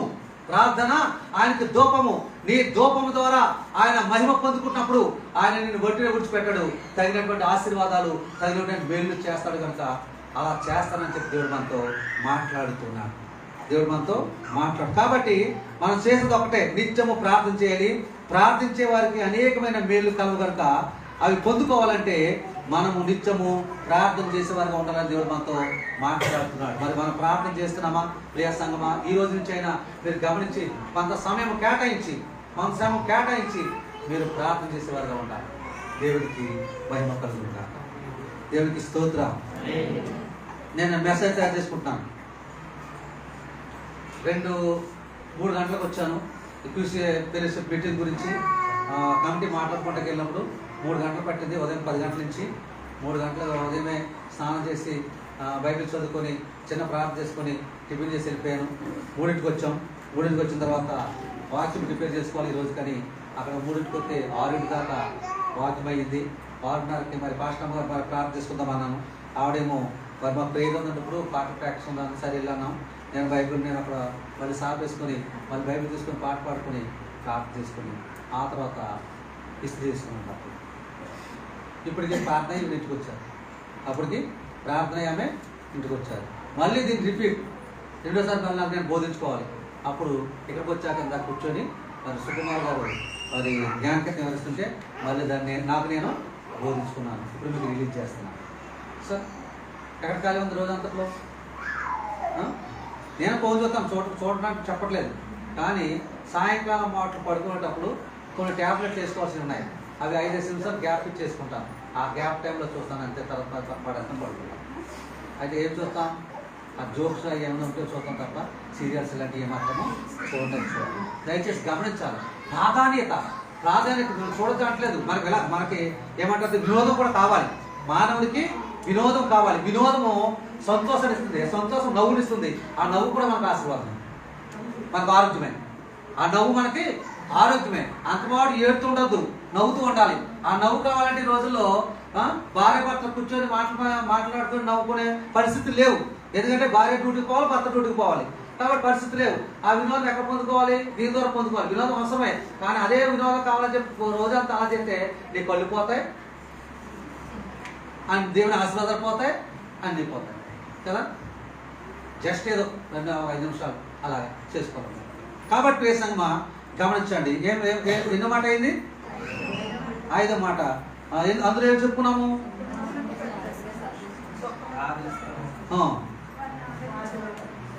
దుఃఖమును యెషయా గ్రంథం 58:11 సార్. యెషయా గ్రంథం 58:11 1 గంట కలిసి బుక్ చేస్తాను. మీకు ఇబ్బంది ఏం లేదు. యెషయా గ్రంథము 51:11 యెహోవా నిన్ను నిత్యము నడిపించును, క్షామకాలమున ఆయన నిన్ను తృప్తిపరచి నీ ఎముకలను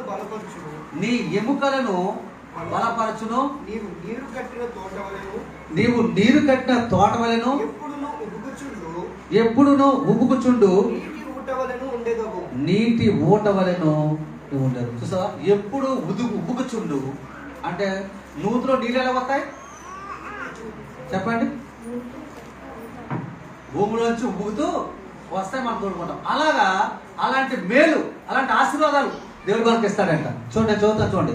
యెహోవా నిన్ను నిత్యము నడిపించును, క్షామకాలమున అంటే కరువు సమయమున ఆయన నిన్ను తృప్తిపరచి నీ ఎముకలను బలపరచును.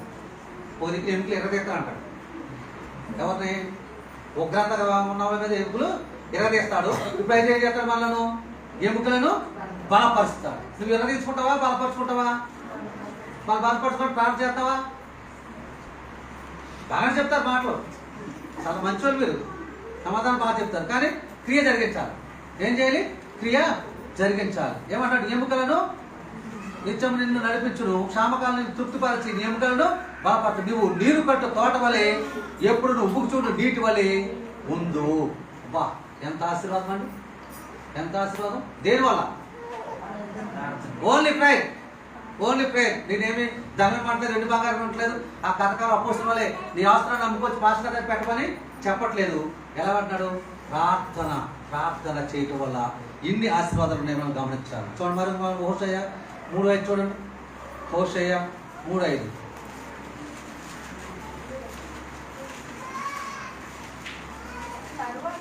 తరువాత ఇశ్రాయేలు తిరిగి వచ్చి తమ దేవుడైన యెహోవా యొద్దను తమ రాజైన దావీదు యొద్దను విచారణ తిరిగి వచ్చి తమ దేవుడైన యెహోవా యొద్ద విచారణ చేయండి. అంటే మనం దేవుడితో కూడా సంభాషించే అవకాశము మనకు ఉందని మనం గమనించవలసిన వారమై ఉన్నామని చెప్పి దేవుడు మనతో మాట్లాడుతున్నాం. దయచేసి గమనించండి, దయచేసి గమనించండి. 6వ మాటకి వెళ్తామా? 6వ మాటకి వెళ్తాం. 11వ వచనము బీచ్ అన్నమాట. విచారము కొట్టివేసి నేను వారికి ఆనందము కలుగజేతును కనుక కన్యకులను యవనులను వృద్ధులను కూడి నాట్యమందు సంతోషించేది అన్నాడు కదా. విచారము కొట్టివేసి వారికి ఆనందము కలుగజేది. ఈ మాటలు ఏంటంట? విచారము కొట్టివేసి ఆనందమును కలుగజేది. ఎవరు తీసేస్తారంటే ఈ లోపల మన విచారాన్ని? ఎవరైనా తీయగలరా ఈ లోపల మన విచారాన్ని? మనకు ఆనందం ఇవ్వగలరా ఈ లోపల ఎవరైనా? ఏ ఒక్కరు కూడా మానవుడు ఇవ్వలేడు. మానవుడు ఎవడు కూడా మనకి మన విచారాన్ని కొట్టివేయలేడు, మనకి సంతోషాన్ని ఆనందాన్ని ఇవ్వలేరు. కానీ మన ప్రభు అయిన యేసుక్రీస్తు అన్నాడు, వారి విచారములు కొట్టివేసి వారికి ఆనందము కలుగచేతును. దేవునికి మహిమ కలుగును గాక. అలాంటి ఆనందం కావాలా? అలాంటి ఆనందం కావాలా? నేను చెయ్యొద్దు మీకు వచ్చాక నేను చెప్పడం, ప్రార్థన చెయ్యి వస్తాయంతే. చెయ్యొద్దు వచ్చేసేది కాదు, నేను చెయ్యొద్దు మీకు వచ్చేసేది కాదు. అలాంటి విచారం ఆనందం మనం ప్రార్థన చేస్తే ప్రార్థన ద్వారా పొందుకోవాలి తప్ప మాయ మాటలు ఎవరు కూడా చెప్పకూడదు. అలాంటి మాయ మాటలు చెప్తే ఏమాత్రం ప్రయోజనకరము కాదు. మీకు నా మేలు కాదు, నాకు మేలు ఎంత మాత్రము కానే కాదని దేవుడు మనతో మాట్లాడుతున్నారు. ఇంకపోతే ఆరో మాట కాదు, చిన్న మాట ఇది, 6వ మాట కదా. కాబట్టి ప్రార్థించే వారికి కలిగిన విచారం, ప్రార్థన చేస్తున్న వారికి ఏదైనా విచారం వస్తే అది కొట్టివేసి ఏం చేస్తారంట? విచారంలో ఆనందంగా ఉండగలరా? ఉండలేరు. కనుక విచారాన్ని కొట్టివేసి ఆనందాన్ని దయచేస్తారంట. మనం గమనించవలసింది ఏంటంటే క్రీస్తులో ఉంటేనే ఆనందం, ఆశీర్వాదం. ఇది శాశ్వత కాలం ఉంటుంది. క్రీస్తులో లేని వారి ఆనందము ఒకరు ఉంటే అది క్షణం మాత్రమే ఉంటుందని గమనించాలి. కొన్ని రోజులు మాత్రం ఉంటుందని గమనించాలి. క్రీస్తులో ఉన్న వారికి ఆనందము ఎల్లవేళలా మనం మరణించే వరకు ఉంటుంది. క్రీస్తులో లేని వారికి ఆనందము శాశ్వత కాలం ఉండదు, క్షణం మాత్రమే మనం గమనించాలి. శాశ్వత ఆనందం కావాలంటే క్రీస్తులోనికి రావాలి. క్రీస్తులోనికి రావాలి. శాశ్వత ఆనందం నీకు కావాలంటే క్రీస్తులోనికి రావాలి. నిత్యము ప్రార్థన చేయాలి. ఆ విషయాన్ని మనం గమనించాలి. ప్రార్థన చేయాలి అనే విషయాన్ని మనం గమనించాలి.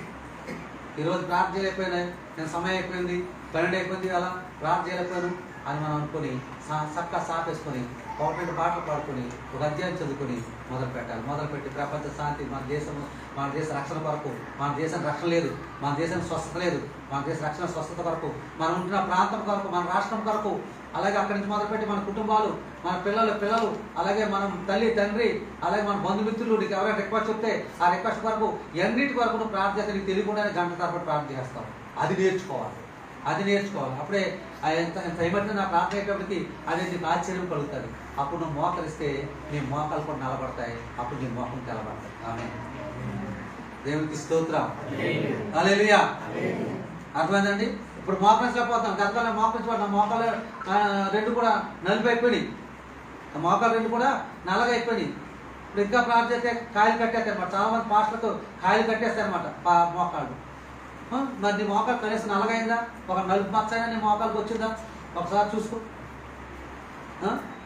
ప్రియ సంగమా, గమనించాలి. ప్రార్థన, మోకాళ్ళ ప్రార్థన మనకు ఉండాలని చెప్పి దేవుడు మనతో మాట్లాడుతున్నాడు. మోకాళ్ళ ప్రార్థన మనకు ఉండాలని చెప్పి దేవుడు మనతో మాట్లాడుతున్నాడు. కాబట్టి మరి ఈ విధంగా మనకి ఈ మాటలు మనకి ఏమర్థమవుతుంది? కింద వచ్చిన ఏమన్నాడు అంటే, వారి విచారము కొట్టివేసి వారికి ఆనందము కలుగచేస్తున్నాను. ఎవరికి? ప్రార్థించేవారు. మీకు బాగా అర్థమవుతుంది అనుకుంటాను. ఎన్ని మాటలు, 7 మాటలు ఎన్ని అర్థాలు మనకి ఇస్తున్నాడో, 7 మాటలు బట్టి ఎన్ని మాటలు మనతో మాట్లాడుతున్నాడో ఒకసారి మనము ఆలోచించాలి. కొట్టివేయకూడదు. ఇక్కడ చర్చికి సోగ్గా రాకూడదు. ఏదో నార్మల్గా వచ్చి వెళ్ళిపోదాంలే, లేదా కునిపాటు పడి వెళ్ళిపోదాంలే అని రాకూడదు. కునిపాటు పడతామంటే సాతాను ఉన్నట్టే అర్థం. కొన్నిసార్లు మనం అర్థం చేసుకో. కొంతమంది అయితే ఆ పిల్లలు వేసుకున్నప్పుడు ఆ బొత్తుకి, నాలంటి అయితే ఈ రొంప గురించి ఎన్నో పిల్లలు వాడేశారు. అవి మొత్తి పిల్లలు అన్నమాట, రొంప కంటే మొత్తి అనమాట. కాబట్టి అలా కునిపాటు పడకూడదు. వచ్చి జాగ్రత్తగా వాక్యాన్ని వినాలి. మేము ఎంత బాధపడి, ఎంత శ్రమపడి వాక్యాన్ని తయారు చేసి మీకు అప్పగిస్తున్నామో ఒకసారి మీరు ఆలోచన చేయాలి. దయచేసి గమనించండి. చూడండి, యెషయా గ్రంథము 65:19 చదవండి. యెషయా గ్రంథం 65:19. నేను యెరూషలేమును గూర్చి ఆనందించెదను, నా జనులను గూర్చి ఏం చేస్తున్నాడు? హర్షించేదను. రోదన ధ్వని, విలాప ధ్వనియు దానిలో ఇక ఏం చేయదు, వినబడదు. ఇందులో మనకు కావాల్సిన మాట ఏంటంటే నా జనులను గురించి నేను హర్షించేదాన్ని అన్నాడా? 65:19 నా జనులను గురించి నేను హర్షించడానికి సంతోషిస్తాను, ఎందుకంటే వారు నిత్యము నాకు ధూపం వేస్తున్నారు. ఆమేన్. దేవునికి స్తోత్రం. ఏం చేస్తున్నారు? వారు నిత్యము ధూపం వేస్తున్నారు. కాబట్టి నా జనులను గూర్చి నేను హర్షించేదను, అలాగే రోదనని కానీ విలాపధ్వని కానీ ఇక వినబడదు. ఇది యెరూషలేము, నూతన యెరూషలేము గురించి కూడా వాగ్దానం అంట. నూతన యెరూషలేము గురించి కూడా వాగ్దానం. మొట్టని చదివితే నేను యెరూషలేము గురించి ఆనందించేదను, నా జనులను గురించి హర్షించేదను, రోదన ధ్వని విలాపధ్వని దానిలో ఇక ఎంత మాత్రము వినబడదు. మరి ఏం వినబడతాయి? మరి ఏం కనపడతాయి? ప్రకటన గ్రంథము 21:4.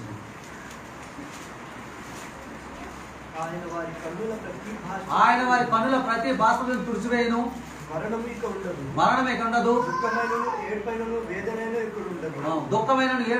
ఇక ఉండదు. మొదటి సంగతులు గతించిపోయినని సింహాసనంలో నుండి వచ్చిన గొప్ప స్వరము చెప్పుగా వింటిని. మొదటి ఏంటది? మొదటి సంగతులు గతించిపోయినని సింహాసనంలో ఒక స్వరం వినబడి చెప్పగా నేను వింటిని. అంటే ఏడుపు, దుఃఖము అన్నీ కూడా పోతాయి. నీకు ముఖ్యంగా మరి వృద్ధాప్యం ఉన్నటువంటి వారు ఇప్పుడు ఈ వాక్యం విన్నప్పుడు ఎంతో ప్రార్థన చేయండి.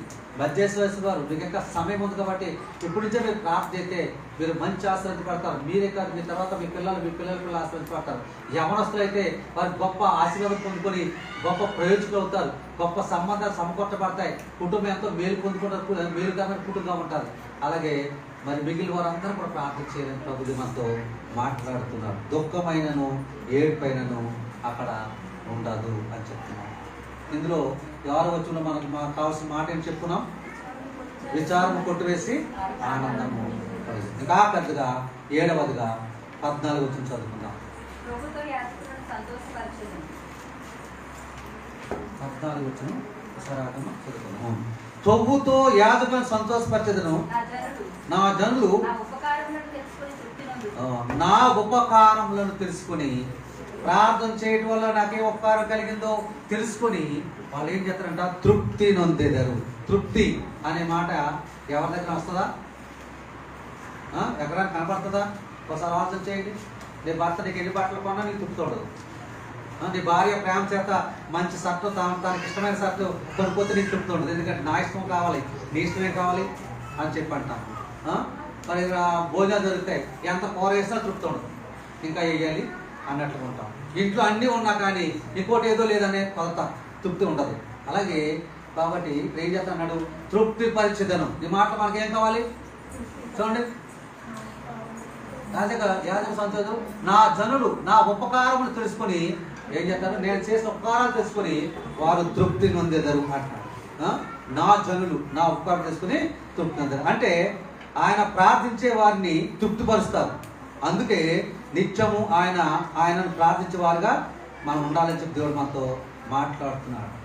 ప్రార్థించే వారికి ఏ కొదువ ఉండదని మనం గ్రహించాలి. కనుక కొదువులన్నీ తీర్చేవాడు మన ప్రియ ప్రభువు. కొదువులు తీర్చడమే కాదు, ఒక చెట్టు ఫలించి అనేక మందికి ఆహారం ఇచ్చినట్లు, అనేక మందికి నేర్నిచ్చట్లు మనం కూడా ఫలించి అనేక మంది ఆహారం పెడతాము, అనేక మందిని ఆదుకుంటాము, ఆదరిస్తాము. నేర్చుకుంటే అర్థం ఏంటి? ఆదరిస్తాము, ఆదుకుంటాము, అనేక మంది కూడా ఆహారము పెడతాము. చెట్టు ఎదిగింది అనుకోండి, అదేం చేస్తే ఫలాలు ఇస్తుంది, నీడిస్తుంది. ఫలాలు ఏమో మనం తింటాము, నీడేమో పక్షులు, జంతువులు నీడకొచ్చి పడుకుంటాయి. అట్టి కృప, అట్టి ఆశీర్వాదం దేవుడు మనకి ఇస్తాడంట. చదవండి యెహెజ్కేలు 12:17. ముగించేస్తాను ఇంకా. యెహెజ్కేలు 12:23, 17:23.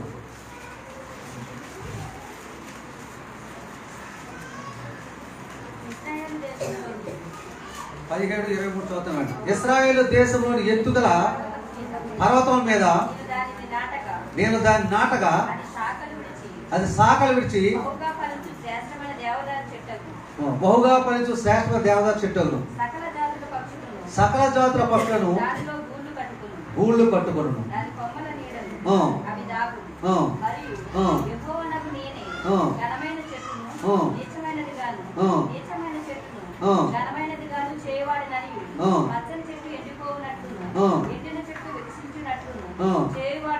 భూమి అందుకు సకలమైన చెట్లకు తెలియబడును. యెహోవానగు నేను ఈ మాట సెలవిచ్చితిని, నేనే దాన్ని నెరవేర్చెదను. ఆమేన్. ఏం చెప్తున్నాడు ఆయన? పచ్చని చెట్టును ఎండిపోయిన చెట్టుగాను, ఎండిపోయిన చెట్టును పచ్చని చెట్టుగాను నేను చేయగలవాడను అంటాడు. చూసారా? అంటే వాళ్ళు బళ్ళు అవుతాయి, వాళ్ళు అవుతాయి. ధనవంతులు పేదవారు అయిపోయారు నా కళ్ళెదుట, పేదవారు ధనవంతులు అయిపోయి నేను ఎదుర్కొండగాను నా కళ్ళెదుటే. కారణం ఏంటంటే ప్రార్థించక సరైన విధంగా దేవుడిచ్చే ధనాన్ని ఉపయోగించక. దేవుని సన్నిధికి వస్తే జ్ఞానం వస్తుంది. ఆ జ్ఞానంతో మనం నడుచుకుంటే ఆశీర్వదించబడతాము, అంతస్తులు కడతాము. అలా నడవకపోతే ఉన్న అంతస్తులు కూడా కూలిపోతాయి, కాలిపోతాయి. దయచేసి గమనించాలి. చూడండి, ఇక్కడ అన్నాడు కదా 23వ వచనంలో, ఎన్ని వచ్చిన మరి ఏస్కేలు 17:23. ఇశ్రాయేలు దేశంలోని ఎత్తుగల పర్వతముల మీద నేను దాన్ని నాటగా, అంటే ఒక మానవుని చెట్టుగా అర్థం చేసుకోండి. ఒక మానవుడు నాటగా అది శాఖలుగా విడిచి బహుగా ఫలించు శ్రేష్టమైన దేవదారు చెట్టును, సకల జాతుల పక్షులు దాని మీద గూళ్ళు. అంటే మన చెట్టు నీడన, మనమనే చెట్టు నీడన, అంటే మన నీడన కొంతమంది ఆశ్రయం పొందుతారు, కొంతమంది ఆహారం తింటారు, కొంతమంది మేలు జరిగేటట్లు మనం ఉంటామని చెప్పి దేవుడు మనతో మాట్లాడుతున్నాడు. తర్వాత ఆయన మనలను ఆయన రాజ్యంలో చేర్చుకుంటానని మాట్లాడుతున్నాడు. చూడండి, ప్రకటన గ్రంథము 7:10 చూస్తున్నాం. ప్రకటన గ్రంథము 7:10.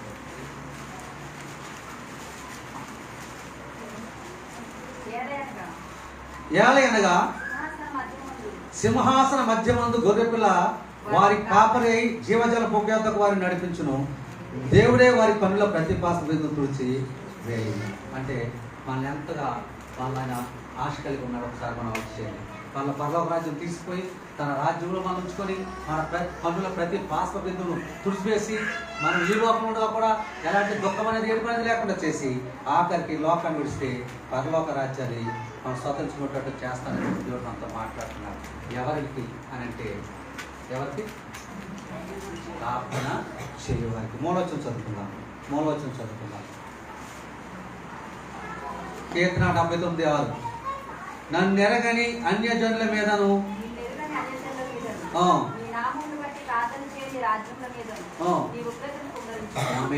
నేను ఎరుగని అన్యజనుల మీదను నీ నామము బట్టి ప్రార్థించని దేశముల మీదను ప్రభువా నీ ఉగ్రత కుమ్మరించు. అవి తర్వాత చూద్దాం. ఉగ్రత కుమ్మరిస్తే ఎలా కుమ్మరిస్తాడో తర్వాత చూద్దాం. అయినా అవి శాపకరమైన వచ్చినాయి కాబట్టి పలకడానికి ఇష్టం లేక దాన్ని తీసుకోలేదు. ఒక అవసరం తర్వాత చెప్పుకోవచ్చు. కానీ మరి ఎరిగిన వారికి కలిగిన ప్రయోజనాలు ఏంటంటే 7 ప్రయోజనాలు మీకు చెప్పాను. మొదటి మాటలు 3 ఆశీర్వాదాలు చెప్పండి త్వరగా. వారు నడిపిస్తారు, నీళ్లు పాలు ఓటంతా నడిపిస్తాడు, వారిని కాపాడతాడు. 2వ మాటలో గొర్రెల కాబట్టి తన మందరం కాపాడినట్టు మనం కాపాడతాడు. 3వ మాటలో విమోచించి ఏమో విమోచించి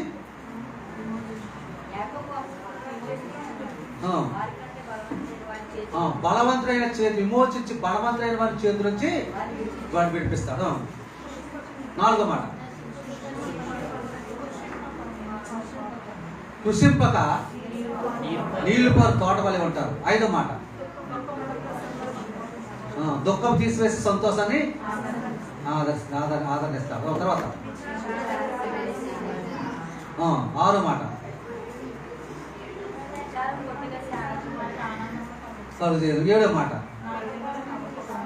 నా ఉపకారం పొంది తృప్తి నొందుతారు. కాబట్టి ఇక మీదకైనా ఇంతవరకు మీరు ప్రార్థన చేయకపోతే ఇక మీదకైనా ప్రార్థన చేస్తూ ప్రార్థన ఒక పనిగా నువ్వు పెట్టుకొని ఒక పని మన ఇంట్లో ఉన్నప్పుడు అది ఎలా చేయాలని నిబద్ధత కలిగి ఉంటామో ప్రార్థన అలసి నిబద్ధత కలిగి శుభ్రంగా స్నానం చేసి శుభ్రంగా మంచి మరి బట్టలు ధరించుకొని ఉతికిన బట్టలు ధరించుకొని సాఫ్ వేసుకొని కూర్చొని కొంత సమయము దేవుని కొరకు వెచ్చించండి.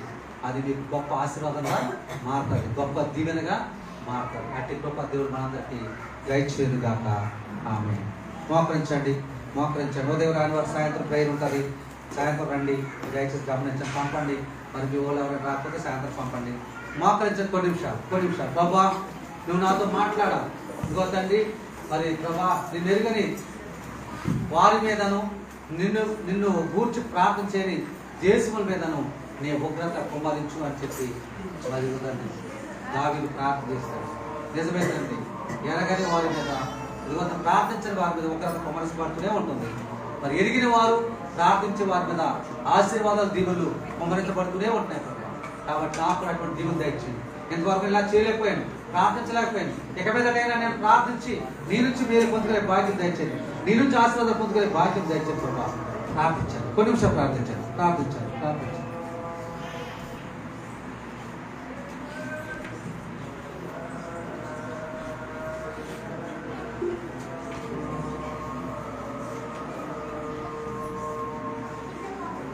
ప్రతి ఒక్క ప్రార్థన ఉండాలి.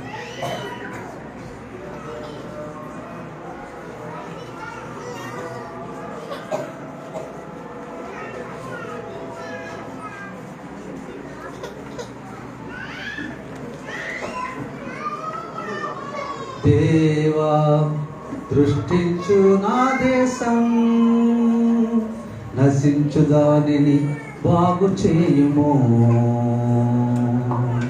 దేవా దృష్టించు నా దేశం, తినండి పట్టందా, నశించు దానిని బాగు చేయుము.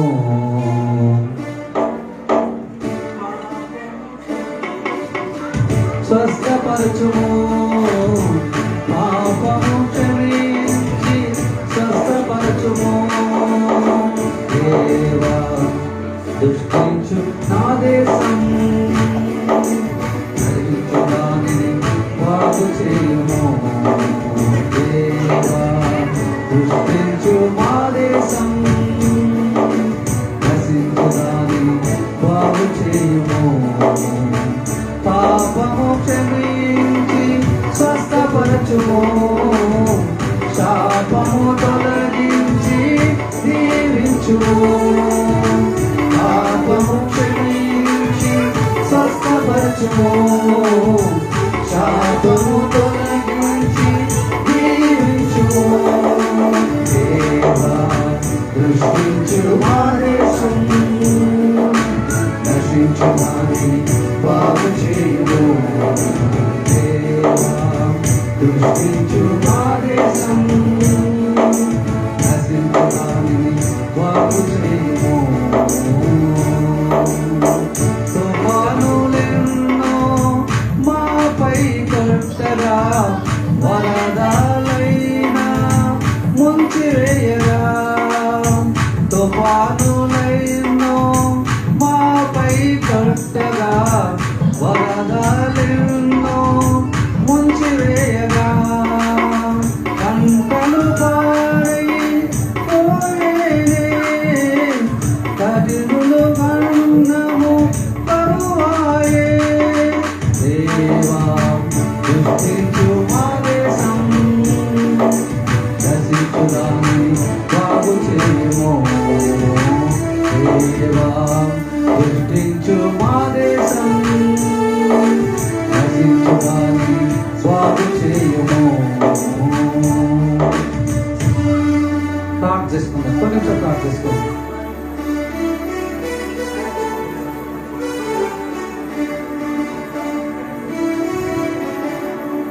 పాస్టర్ వారు ముందుకు ప్రార్థన చేస్తారు, ఆశీర్వాదం ఉంచుకుందాం.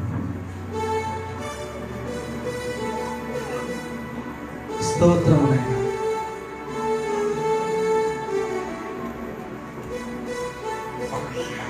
హల్లెలూయా, హల్లెలూయా.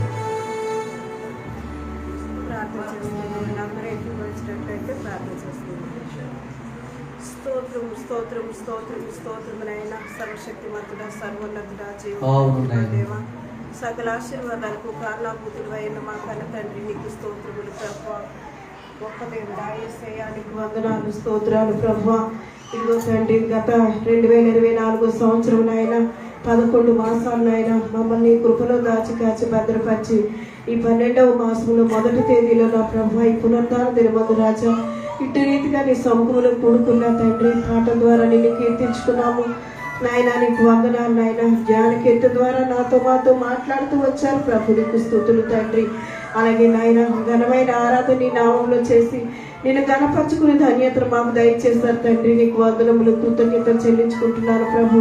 మరి ముఖ్యంగా నా తండ్రి మీ దాసులు మీ పక్షాన్ని నిలబడినప్పుడు ప్రభు మీ అభిషేకం వారి మీద ఉంచి నీ వాకులు పంపి మమ్మల్ని దర్శించి నా తండ్రి నాతో మాతో మీరు మాట్లాడుతూ వచ్చారు ప్రభు. నీకు స్తోత్రములు నాయన. ప్రార్థన అనే అంశం మీద మాట్లాడుతూ వచ్చారు ప్రభు. ప్రార్థన చేస్తే ఎటువంటి ఆశీర్వాదాలు ఉన్నాయో నా తండ్రి నాయన మా కళ్ళ ముందు ఉంచారు తండ్రి. నీకు స్తోత్రములు ప్రభు, వందనాలు తండ్రి. అయ్యా నీకు స్తుతులు చెల్లించుకుంటున్నాను తండ్రి. ప్రార్థన లేని జీవితం పాడుపడిని ఇలాంటిదని నీ వాక్యం సెలవిస్తుంది ప్రభు. రక్షించబడిన ప్రతి క్రైస్తవ వ్యక్తి కూడా నా తండ్రి నీ నామంలో ప్రార్థన చేయాలి తండ్రి. ప్రార్థన చేస్తే నా తండ్రి మీరిచ్చే ఆశీర్వాదాలు దీవెనలు నా తండ్రి మెండుగా ఉన్నాయనే సత్యాన్ని నాయన మీరు మాకు నాయన మా కళ్ళ కట్టినట్లుగా వాక్యాధారాలతో మాకు చూపించి నా తండ్రి. నీకు స్తోత్రములు ప్రభువా. భక్తులు అంటున్నాడు దావీదు మహారాజు, నేను ఎరుగని అన్ని జనుల మీదను నీ నామమును బట్టి ప్రార్థన చేయని రాజ్యముల మీదను ఈ ఉగ్రతను కుమ్మరించమంటున్నాడు తండ్రి. నీకు స్తోత్రములు ప్రభు. అంటే ప్రార్థన చేయకపోతే మాకు కూడా అట్టి పరిస్థితి వస్తుందని, ప్రార్థన చేస్తే గొప్ప దీవెనల ఆశీర్వాదాలు మాకు దొరుకుతాయన్నా తండ్రి నీ వాక్యం ద్వారా నాతో మాట్లాడుతూ వచ్చారు ప్రభు. నీకు స్తోత్రాన్ని ఆయన విత్తబడినటువంటి వాక్యం అందరి హృదయంలో మంచి నేలను పడి నీరు కట్టి ఫలించిన విత్తనం వల్లే నా తండ్రి ఫలించుటకు నీ కృప దయచేయండి ప్రభు. ప్రార్థించే మనసు అందరికీ దయచేయమని ప్రార్థన చేస్తున్నాను తండ్రి. నీకు స్తోత్రములు అయ్యా. పట్టుబడి పార్కులు దీవించండి, ఆశీర్వదించండి ప్రభు. ఇచ్చిన వారికి ఏమి తక్కువ కాకుండా అనేక రెట్లు పరలోక దీవెన నిహలోక దీవెనలు కూడా మీరు అనుగ్రహించవలసిందిగా వేడుకుంటున్నాను తండ్రి. నీకు స్తోత్రములు. ముఖ్యంగా నా తండ్రి పిడికెళ్ళి తీసుకొచ్చిన వారిని దీవించండి, ఆశీర్వదించండి ప్రభు. వారి గృహముల ఆహార సమృద్ధి దయచేయమని ప్రార్థన విజ్ఞాపన చేస్తున్నాను తండ్రి. నీకు వందనాలు, స్తోత్రములు ప్రభు. అయ్యా ఇదిగో నాయన 3వ తారీఖునైనా స్త్రీలకు నైనా చిన్ననైనా క్విజ్ ఉంటుండగా నా ప్రభు. అంతేగా చిన్న చిన్న గేమ్స్ కూడా ఉంటున్నాయి. ఎవ్వరు కూడా మిస్ అవ్వకుండా నా తండ్రి ప్రతి ఒక్క స్త్రీ కూడా అటెండ్ అవడానికి నీ కృప దయచేయమని ప్రార్థన చేస్తున్నాను తండ్రి. నీకు వందనములు, స్తోత్రములు ప్రభు. యేసయ్యానికి స్తుతులు తండ్రి. దినపు ఆరాధన నా తండ్రి ఆది నిమిషం నుంచి అంత నిమిషం వరకు నా ప్రభు మీరు అధ్యక్షత వహించి మీ ఆత్మాధీనంలో జరిగించి మీరు మహిమ పొంది మీ యొక్క ఆశీర్వాదాన్ని సన్నిధికి చేరిన ప్రతి ఒక్కరిపైని మెండుగా కుమ్మరించినందుకై నీ కృతజ్ఞతాస్తుతులు చెల్లించుకుంటూ నా కొరకు త్వరగా తిరిగి రానైన నా యేసయ్య దివ్యనామం నీ ప్రార్థన మనవులు అడిగి వేడుకొచ్చున్నాము తండ్రి. తండ్రి మీ నామం పరిశుద్ధపరచబడుగాక, మీ రాజ్యం వచ్చునుగాక, మీ చిత్తం పరలోకమందు నెరవేర్చున్నట్టు భూమి అది నెరవేరునుగాక. మనదిన ఆహారం నేడు మాకు దయచేయి. మేడల అపరాధం చేస్తున్నారు మీరు క్షమించడం మా అపరాధములు మీరు క్షమించండి. మమ్మల్ని శోధనలను దయతీనను తప్పించండి. ఎందుకనగా రాజ్యము శక్తి మహిమ నిరంతరము నీవై ఉన్నావు తండ్రి. ఇప్పుడు పరమ తండ్రి సృష్టికర్త దేవుని ప్రేమ, ఆయన కుమారుడు లోపల ప్రేస్కిస్తున్న కృప, ఆయన పంపించిన పరిశుద్ధాత్మక అన్యోన్య సహవాసము సమాధానం కూడిన మనకు, మన కుటుంబాలకు, మన సంఘానికి, సంఘ బిడ్డలకు, రాబేట్ నగర్ కాలనీ వాసులకు, ఈ లోపల తరపు బిడ్డలందరికీ, ఈ ఉదయకాలం సంతోషం పైపొచ్చిన మనందరికీ ఆయన ప్రేమ కృప కాపుదల సదాకాలం తోడే నడిపించును గాక. ఆమె యేసు రక్తమే చేయం, ప్రవేశ రక్తమే చేయం, ప్రవేశ నామకే సంపూర్ణ విజయం కలుగునుగా. అపవాదికనంత నాశనం యేసు క్రీస్తు మహిమయు గంత ప్రభావం యుగ యుగములు కలుగును గాక. ఆమేన్, ఆమేన్, ఆమేన్. ఆశీర్వాదం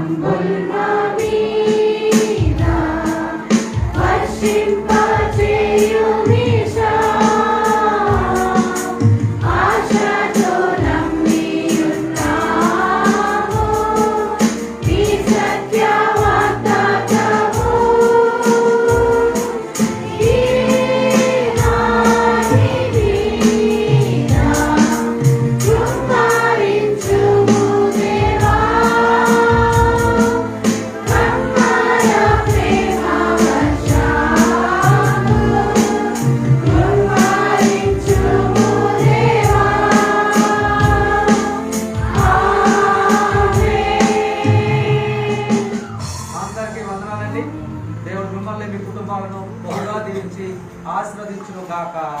ఆమేన్. Thank you for